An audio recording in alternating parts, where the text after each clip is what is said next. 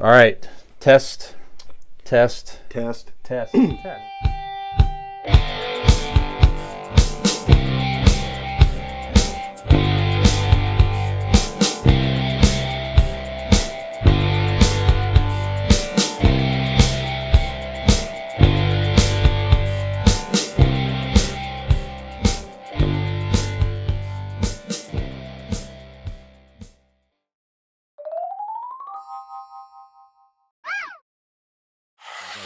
On the Boss Code Media app, right? So you pull up the Boss Code Network app. Actually, it is pretty cool because there is a free preview portion of it, and we have a video on there. So we are being used as a Nice. free preview to the app itself to get into our channel. Us and you know others. what? Sorry, I didn't mean to interrupt. I just realized we're recording, so we can come back into the show now. Very good. Go ahead, please. Well, as we discussed last segment, our main topic of discussion this evening is superheroes. Now, you might, if you're listening out there and you've listened to past episodes, you might be aware we have been known to discuss superheroes from time to time. But we've typically been sticking to our DC, Marvel characters, what with battle brackets that were wildly popular, things like that we went on with. But we thought, what? Why not? You two sure did like them. Why not step outside the box a little bit and discuss some of our favorite non-major DC Marvel? You were in a box. What? You broke up. What? I said, you ain't been in a box since you came out of a box. Oh, I see. Virgin humor. Anyway, we thought, why not discuss some superheroes that are maybe a little off the grid here. They're not DC or Marvel properties, so this could be movies, TV, comics, just any type of appearances in other content, whatever, properties, Superheroes on podcasts. Superheroes on podcasts, Podlanders, things of this nature. So I don't know, what do you like? I've got my list here. You guys have things written down with Brian? It's a go around. Nick, why don't you start? Just give us. I'll start off. Go ahead. This is one of my favorites, and actually, I mean, when I get into all of the superheroes that I enjoy and all of those things, one of the earliest. I wasn't really a big comic book reader as a kid, but there was one that I latched onto that. Looking back, you weren't much of a reader in general, I hear. No, not really. The pictures help, though. That's what I like about comic books. But no, I one that I look back and realize that like some of the content, like a lot of it, thankfully went over my head, but I probably shouldn't have been reading it as young as I was Spawn. Todd McFarlane's Spawn. McFarlane, who co-created Venom and has worked in both DC and Marvel over the years. Worked on The Amazing Spider-Man for a long time, but when he ventured off on his own, started his own comic company, which is Image Comics, still running today. Spawn, to this day, is still running and is also the longest running single book series in all of comic book history. They're in the 320. They're the long. He's the longest. Spawn is the longest single running book. So yes, other characters have been around for longer, but as far as when you take Spider-Man, then there's the Amazing These are all different things. They restart. They started a new issue. As far as starting from issue number 1, because Batman stopped and started as a million different things. Batman Beyond, Batman First Year, Detective Batman, and there's all these different versions of Batman. But the Spawn has been one continuous story. Spawn issue number 1 that came out in August of 1992 is still an ongoing story to this day and comes out monthly. So they just broke. They broke the record for that. I believe with issue 3. It was in the teens. I want to say it was 313 or something like that. They broke a record. That's impressive. Yeah. Wow, so really? big Spawn fan. Big Spawn fan. But it was also a movie. They made a movie in 1997. Yeah. And keep it going, boys, for a moment. It was, and you know what? It was really. I watched it not that long ago, and I'm like, for a 1997 movie, when it came out, it was, renowned for it was like a special effects masterpiece in 1997. People different. were, CGI and all this stuff, and it followed along pretty loosely with the basic outline of, the story arc and what happened to Al Simmons, who became Spawn and all that stuff. So there is another one on the way, and Jamie Foxx will be Al Simmons, and we know these things. So looking forward to when that comes out. Yep, I did not know that. Jamie Foxx is Al Simmons. That is confirmed. So looking very forward to that. There was talks of it being. I don't know how they're going to do this, because when you've got a lead like Jamie Foxx, that obviously lends itself to being, a big picture, but there were talks of it being extremely dark and not an origin story necessarily. It's all they're keeping people pretty in the dark with how the story of it's going to go. With origin stories. We've heard them all. Let's just get into it. Right. Yeah. So this is supposed to be follow along with the comic, be very graphic, very brutal, very not for children. Good. Talking about even pushing if it's even going to be able to be rated R. So it's going to be pretty graphic, I guess, from what I understand. Pretty graphic. Pretty graphic. Yes. Well, that's a character that lends itself to that. It's like it doesn't need to be family friendly necessarily. Just let's have some adult themed. Yeah. Like some of this DC stuff. Exactly. Well, some of the, like you say, the Suicide Squad was one. Mm-hmm. Moon Knight was kind of pushing that envelope a little bit with Peacemaker was certainly an adult show. Peacemaker was not for children. No, Daredevil's not a kid's. Not a kid's. So again, give us more of that stuff. That's good stuff. Yep. Yeah. So good. that's one of my go-tos. So big Spawn guy. All right, Dean, do you have one? Well, I am. Well, first of all, I'd like to say that I do enjoy Spawn. Not a fan of Nick's mom's Spawn, but in general, the comic, I'm a fan. Very good. We'll pass that along to Todd McFarlane. He'll be very happy to hear that. That's right. Well, I'm like I'm like a really high leading critic when it comes to really anything. So when people get my opinion, they're like, "Holy shit, we've got something here. We've made it." Yeah, right. That's just like the first time you ever told us about the first time that you experienced the joy of riding an electric bike, and our friends at RPM Bike Shop were like, "My God, we've finally made it. Our ship has come in." That's right. Our good friends at RPM Bike Shop, located locally in Carrollton, Ohio, not too far from here, is in fact not only Dean approved, but Brian approved, Nick approved. It gets the complete trinity of convincing idiots stamp of approval. Our friends at RPM Bike Shop have the finest line of electric bikes to offer you today. Don't believe me? Go to their website.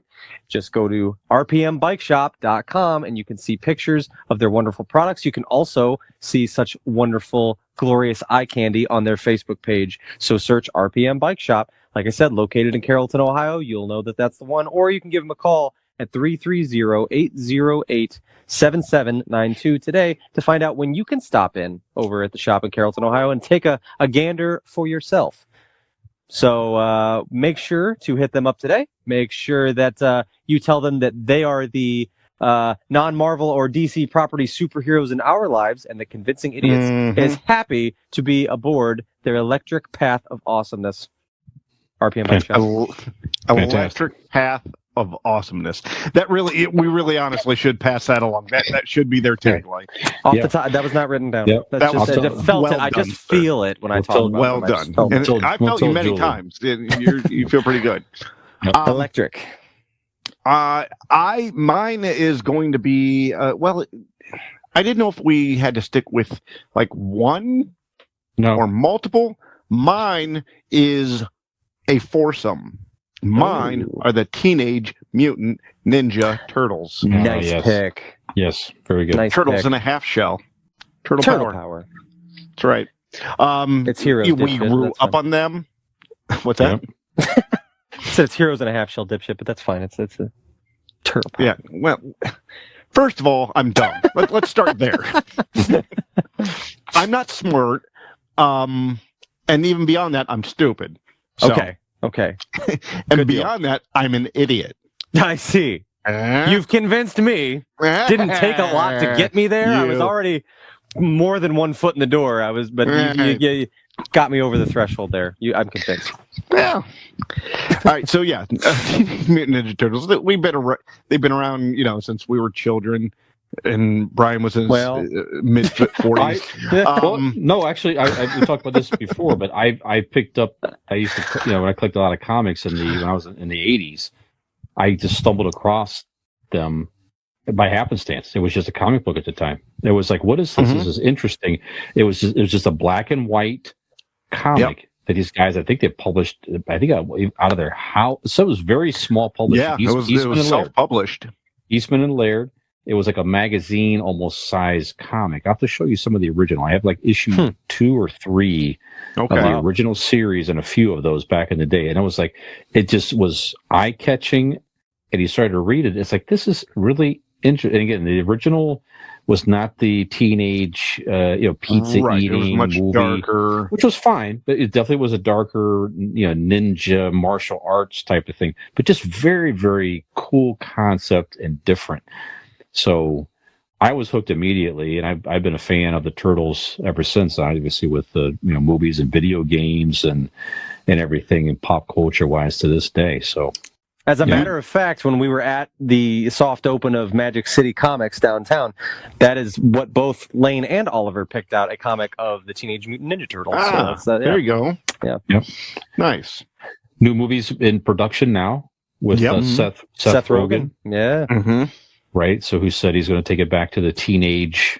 It's a Teenage Mutant Ninja Turtles, and it sounds like he really wants to take it back to that 90s feel, 80s, 90s feel again, which would be great. Good. And it's animated too, I believe, right? It's not a live action. I think it's animated. You're right. Okay. I think you're right. Yeah, I mean, I'm game for that.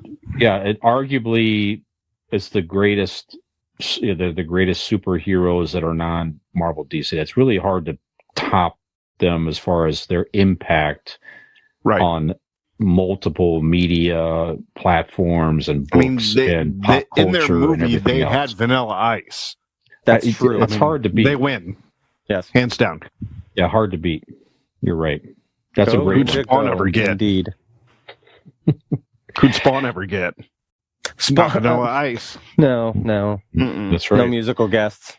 Mm-hmm.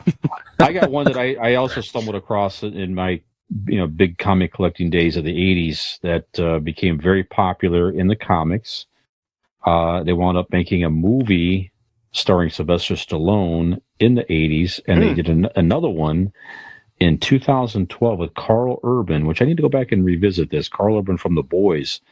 I didn't even realize it was him. Now I want to go back and watch it, because I've never seen it. Yes, so this is Judge Dredd. Yeah. Very interesting concept. Is basically a futuristic world where judges, they have they're empowered to sentence a criminal right there on the spot. So they take it in, and they could kill you right there on the street, or they could arrest you. Or what was it? Judge, police, judge, and executioner, or something like that. Yeah, something like that. And then one of the, anyways, very popular series, very, very cool. I remember, Nick, back in the day, Anthrax, they were big pop culture fans. I remember, I think it was Scott Ian, probably he had a Punisher guitar. I think he had Venom, and he had a Judge Dredd guitar, I think, too, or something along that line. But anyways, nice. Very, very just a cool looking character, very dark and menacing. But he is in his world, he's the law enforcement. That's what he is. So I am the law. That's right. The Sylvester Stallone movie was not that good, but the remake in 2012 with Carl Urban, I remember watching it, but I just don't remember a whole lot about it. Like you say, Dean, I need to go back and revisit it, especially with Carl Urban being more popular these days in The Boys and a lot of other prominent roles in Marvel movies, etc. So I did not realize they remade that movie. Yeah. It was you don't remember it was in theater for like a week and a half? I don't recall. But I must have missed that one. It was cool. You were that close. Yeah. And I think he's expressed it. I think I've read this recently, that he has expressed interest that, hey, if they want me to make another one, I'll make another one. Yeah. It's funny. Urban or Stallone? No, this is Carl Urban. Okay. Yeah, it's funny. I think back to, and it's just kind of funny to think of things like that. I'm pretty sure it was an R-rated movie, like the one in the 90s with Yes. and there was a whole toy line for children. Yeah. I had them. I never. I wasn't allowed to watch the movie, That's but funny. the figures were so fucking cool, and I had them. Yeah. But I couldn't watch it. But I think back and I'm Hold like, on. that was only that. How are you allowed to watch Spawn and not Judge Dredd? I didn't watch. Well, I did watch Spawn. Actually, I went to the midnight premiere of Spawn in '97. I was 9 years old at that time. Judge Dredd was before. I was younger when Judge Dredd came out. Judge Dredd was before that. But I mean, the Spawn comics, my dad had them and things like that. So I'm pretty sure Judge Dredd was before Spawn. Yes, it was. It was the movie. Yeah. Judge Dredd came out in 1995. Okay. Yeah. Definitely, and the comic was definitely around before Spawn for sure. Yeah. It was like and 9 to 7 is definitely a difference when you're a child. Okay, those 2 years are a big deal. It is 2 years. But 7-year-olds and 9-year-olds is a world of difference. That's a different fucking 7 and 9-year-olds are eons apart. I guess. Yeah. Depending on the parent. I mean, I let my son watch Jaws at like 3. I don't give a fuck. Clearly. No, you made your kids watch Jaws. Your kid watch Jaws because you didn't want to watch the shit that they wanted to watch. No, I made him watch Jaws because I was scared to watch it alone. Can we watch Blue's Clues today? No, Jaws again. It's Jaws 4, The Revenge, or whatever. I don't know. Fucking Bruce ate that motherfucker. That's right. Nick, do you have another one that comes to mind? I do. Well, I'm just going to start off with the heavy hitters here. Okay, so Spawn, very important to me. This next one is probably the single most important property of mine. This is the one. This is the it thing. This property is more important to me than any other pop culture or nerd. It's going to be RuPaul. I knew it. It is 100% the Mighty Morphin Power Rangers. Nothing solidified my childhood like the Mighty Morphin Power Rangers. Okay. They were 100% superheroes. I've gushed over it before on past episodes. It just completely blew my mind as a kid. It was the coolest shit ever. It was the coolest theme song ever. It was just awesome with the robots and the morphing and the dinosaurs, and it was just everything that a little kid wanted to see. And definitely, I mean, I haven't kept up with it. It's still running. There's every season or two is a different version of them. Like recent movie? Yeah, they did. I mean, there was an original movie with the original cast, kids movie, but they did another one in, was it 2017? And I loved it. And so did Robin and I. She's like, if we ever win the lottery, like mega, like billion, we're paying to get the second one made because they set it up for a second one. And then it just it didn't quite do in the box office what they wanted it to.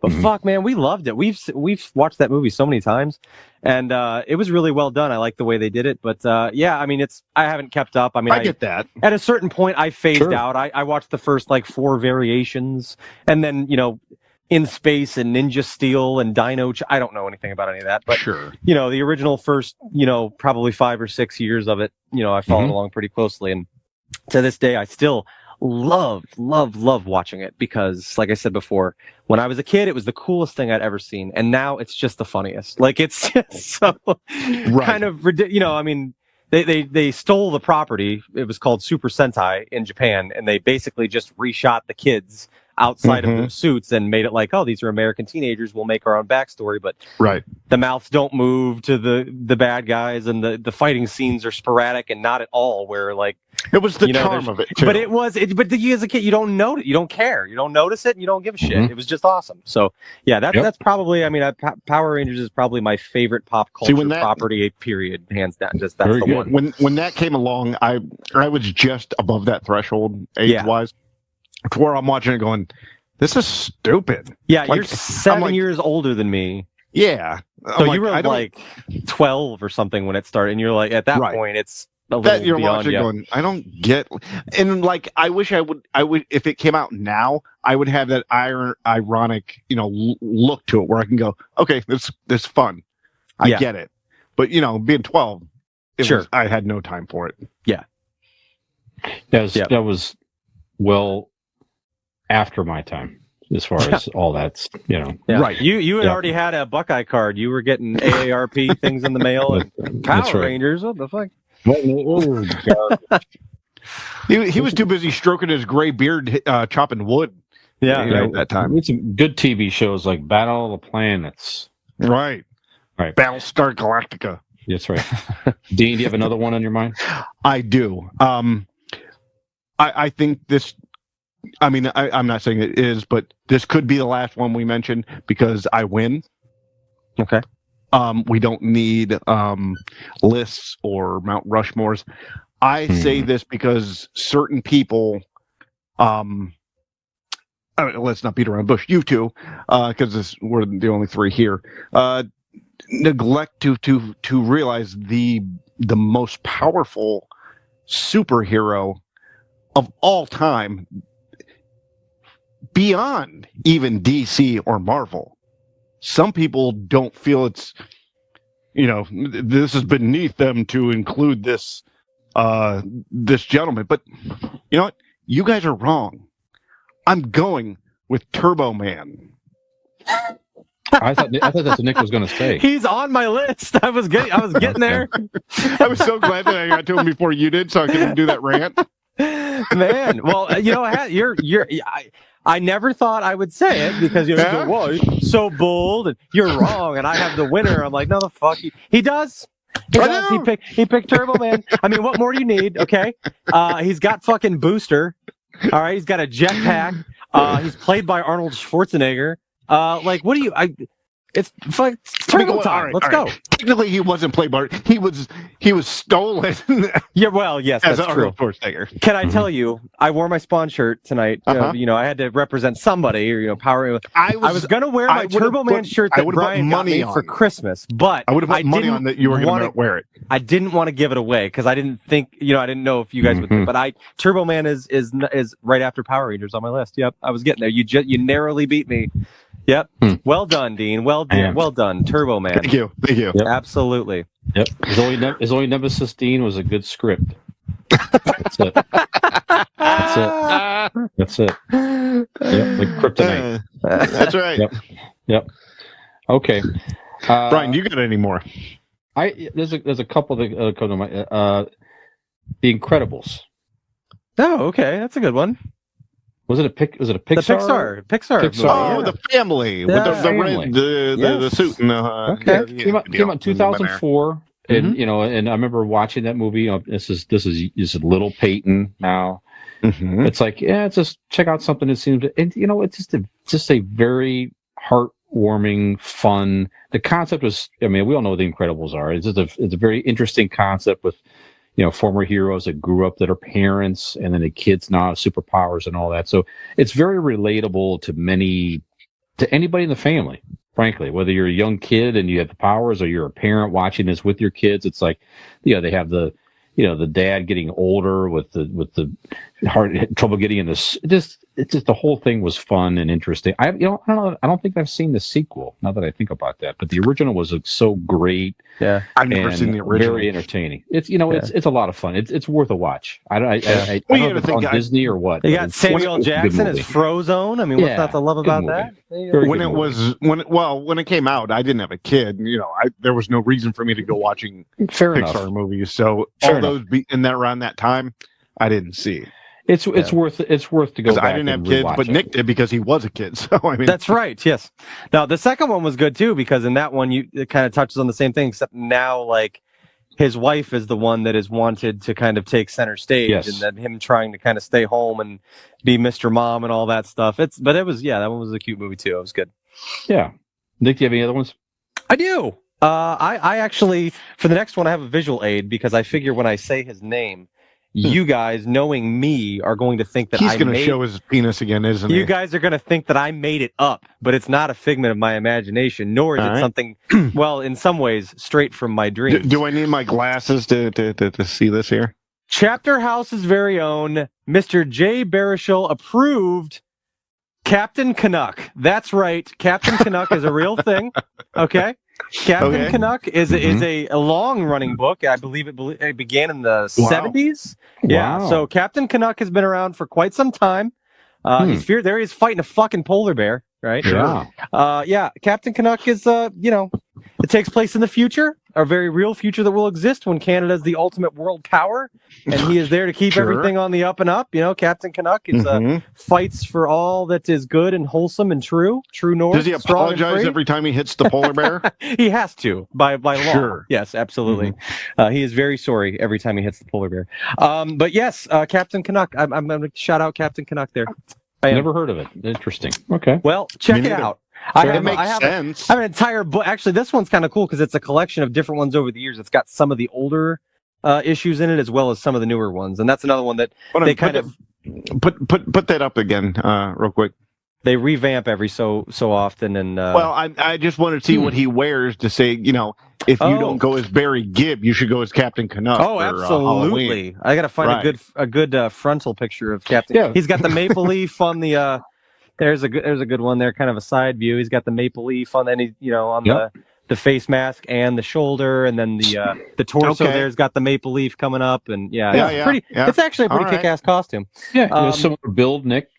Yeah, absolutely. Very, very ripped. Very polar bear combat ready. Sure. So yeah, absolutely. But yeah, no. There's actually Chapter House is obviously a Canadian based comic collective out of Toronto, and they have there's other ones. There's Northgard, and I think there's one called the Nordique, and there's different like Canadian superheroes that take place in Canadian cities and things like that and provinces. So it's kind of cool. But I like Captain Canuck. He's pretty cool. Awesome. And very real and not made up by me. Right. So, no, yes, it's you got the book. And if you want to see the what he has shown us here, you have to go to our YouTube channel. That's right. Or Boss Code Media, Boss Code TV. Boss Code Media. You can also see us on there. Avenue. Yep, that's right. Any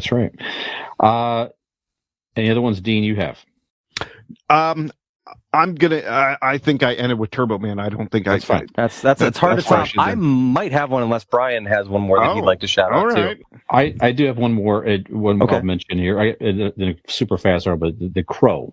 So the Crow. Oh, fuck, that's a good one. Yeah, The Crow was it was a comic book as well, and then a lot. Some younger fans may not even know, but 1994 they had a movie with Brandon Lee, who was the son of Bruce Lee. And it was just an unfortunate accident. So the poor Brandon Lee was unfortunately killed making this movie with a firearm discharge accident. We've heard about this recently in the news. Could have been a prop. It's supposed to be blanks. God, so just a terrible tragedy at the time. He was definitely an up and comer. That dude would have been a mega star. 100% now. He was handsome 100%. As hell. He was great in that movie. He really was very, very good in that role. Yeah. Very personable dude, and just and if you looked at even the way he looked, like he would have gone from I don't think he would have stayed in action. Like he would have become an actual fucking movie star. Yeah. That was just his intro. Yeah, you think about that 94, it's he definitely could have been a more prominent superhero as some of these bigger, Marvel and DC, who knows? The sky was a limit for Brandon Lee at the time. It was a very, very tragic thing, but they did finish the movie. They had enough footage to finish it. I went back and watched recently. It's this is really dark and violent. Yeah, sure. It's really it's a revenge story. So basically, it's he's killed, but his spirit comes back. It's like a dead spirit comes back and acts revenge. Well, his fiance was raped and murdered in front of him before he was killed, and that's essentially the revenge story of that and going after. Yeah, that's what happens when we kill Nick. He's going to come back as a dildo and really fuck us both. That's right. Maybe that's the comic book that I'm writing right now. Forget I said anything. There's no wrong answers in art. You can be creative in many different avenues and ways. But it's a definite mid-90s movie, that's for sure. The look, the feel, the violence, the music. I think at Nine Inch Nails great soundtrack. Music. Nine Inch Nails, The Cure, when he's in the Cure song while he's painting his face in front of the vanity mirre in the apartment. Super good 90s. Gives me chills every time, yeah. And STP was on there as well. Sorry. I think they're going to reboot it with a different actor. Pronounced STD. Keep hearing, but Yeah, go back and watch Yeah. The Crow. And again, like I said, it was a cool, but it was a graphic. He was in the comics prior, just a very interesting, dark character. Go ahead, Nick. It's so good that, and I mean, that's just one that I've seen a million times. It's up there. It's one of my all-time favorite movies. It's so good that like I love the property because of that movie. But I also, because I love that movie so much, I don't want anybody to do anything with it. I don't want it redone ever. I don't want anybody else playing. I heard they were trying to. It's like Bradley Cooper or something they were talking about, and I was like, no, just don't. Like, just leave it.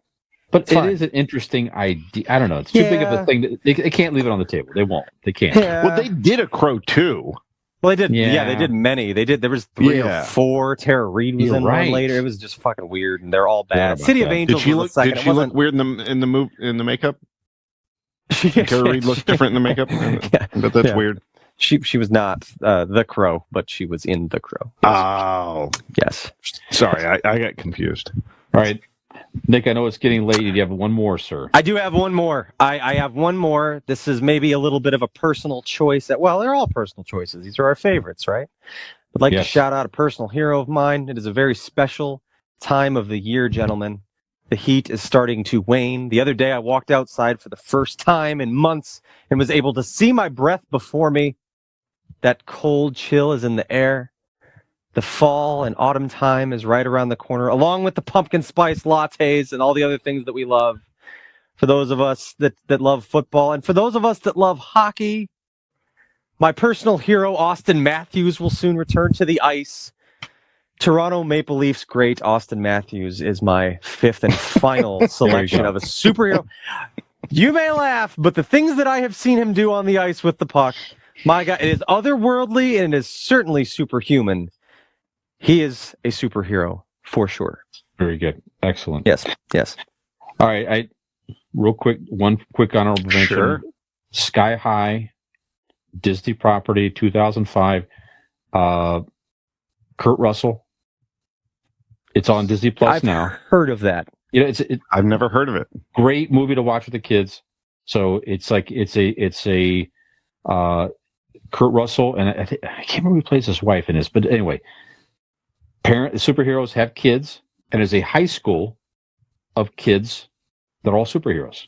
That's the premise. Okay. That's the premise. Okay, so, but it's just a fun teen movie. Was it in the theater, or was it like a Disney Channel movie? It was in the theater. I was saying, are we getting like High School Musical vibes from this, or is it like an actual like movie? Just a fun family. Yes, fun family movie, and it's Kurt Russell. What else do you want? It's great. So it's on Disney Plus now. Go check that out. It's way the way back. I remember I watched it with Peyton when she was little. A lot of fun with that. Just to get a very family-friendly superhero type movie, and arguably one of the best movies that's non-Marvel and DC, in my opinion. Unbreakable. This is the Bruce Willis and Samuel L. Jackson. They made a sequel to it. Just a very good. Rock solid acted movie. Yep. The premise was terrific. Just awesome. So I've not seen the Glass movie with Samuel L. Jackson. Split was good. Yeah, Split kind of tied into it with the bonus thing at the end, right? Right. But the sequel had the well, that's what Glass is. Glass has the guy from Split. That's right. Bruce Willis and Samuel L. Jackson. That's right. That's right. I've not seen that sequel, but the original Unbreakable is all the way back in 2000. Yeah. God. I wanted to end with mine with Turbo Man because I chose him. Nobody else did. And it was the correct choice. Right. But can I give an honorable mention? Sure.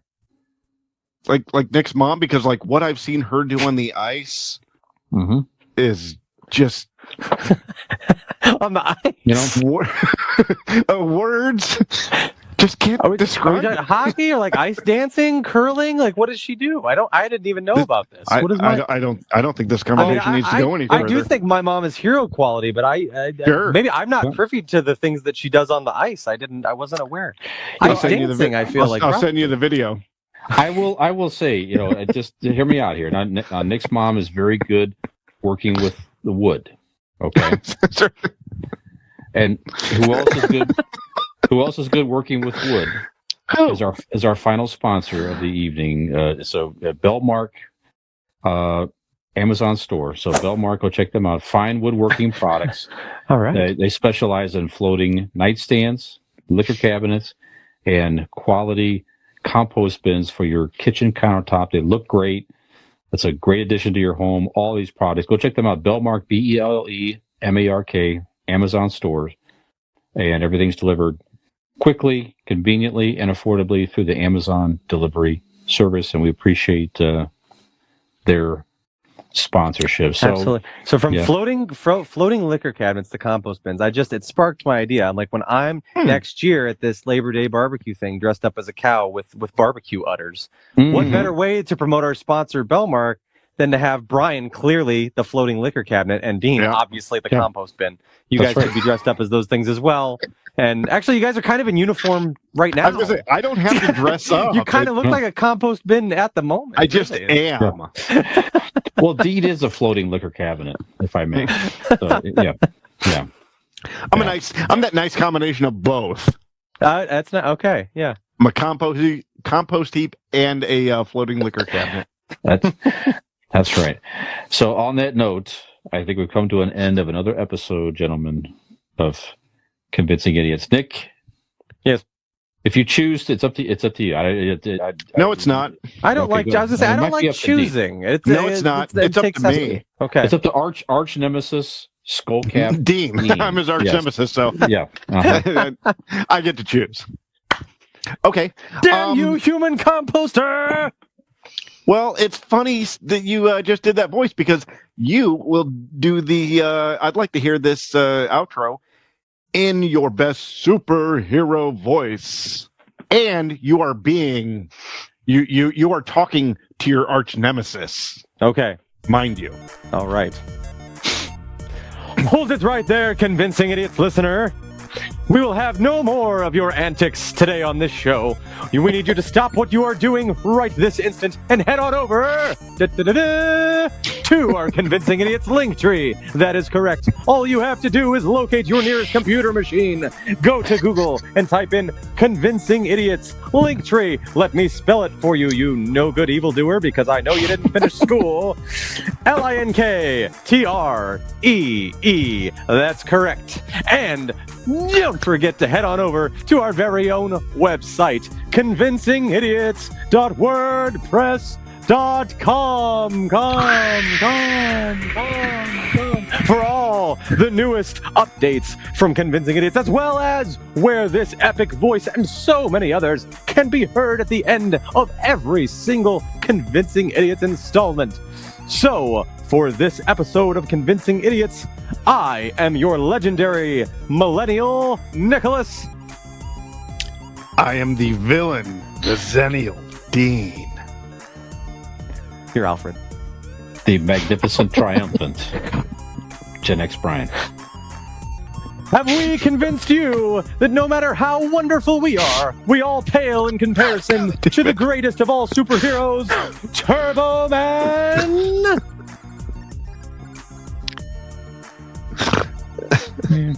Hi, this is Millennial Nick, along with Gen X Brian and Zennial Dean. Hey, if you liked that video, which we really hope you did, you should like and subscribe. That would be great.